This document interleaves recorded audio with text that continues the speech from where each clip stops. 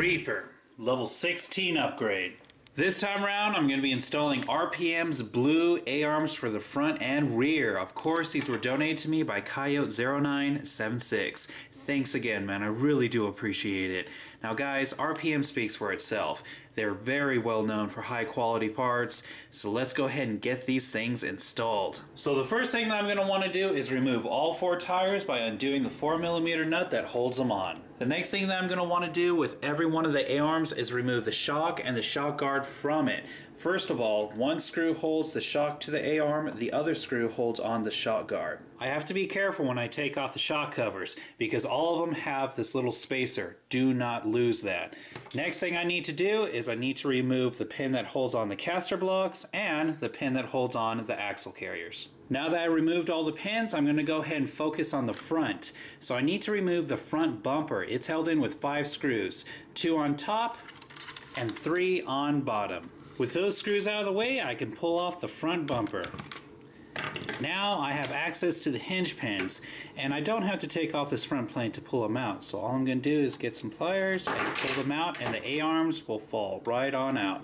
And now I can go ahead and show you a quick comparison. As you can see, it has all the same holes as the stock arm, which means I can go ahead and install the shock guards. That's a big perk. So let's go ahead and get these installed. All I have to do is slide it into position, get that hinge pin, and then slide it right through. Once I get those hinge pins in, I can go ahead and slide the front bumper back into place and reattach the 5 screws that hold it in. Now that I got the front bumper in, it's time to take out the rear wheelie bar. This is also held in with 5 screws. 2 on top, 2 on bottom, and then 1 in the center back. And now I can go ahead and pull out the wheelie bar. This plate I can go ahead and remove just for convenience, and just like with the front, I'm just going to go ahead and pull out the pins. And just in case you didn't know, the rear A-arms are identical to the front. So, it's the reverse process now. All I have to do is slide into position, just like I did with the front, slide the hinge pin all the way down, then put on the metal brace, and then finally slide the wheelie bar back into position.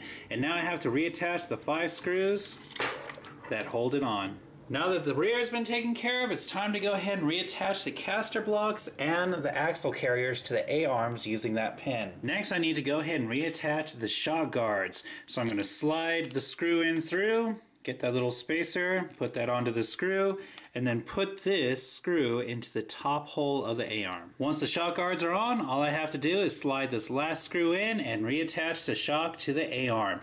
Then put the tires on and I am done. Here's before,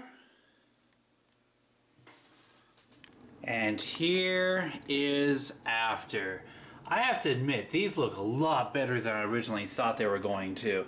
Usually the RPM blue does not match very well with blue anodized parts, but since there's not too much blue RPM showing just due to the shock guards and everything else, it blends in very nice. Not to mention, on the bottom, it looks really good. So I am very happy with this upgrade. Thanks again, Coyote, but this upgrade is finished. And as always, RPM does include some stickers for you to put on your RC when you get any of their parts. And that was Reaper's level 16 upgrade.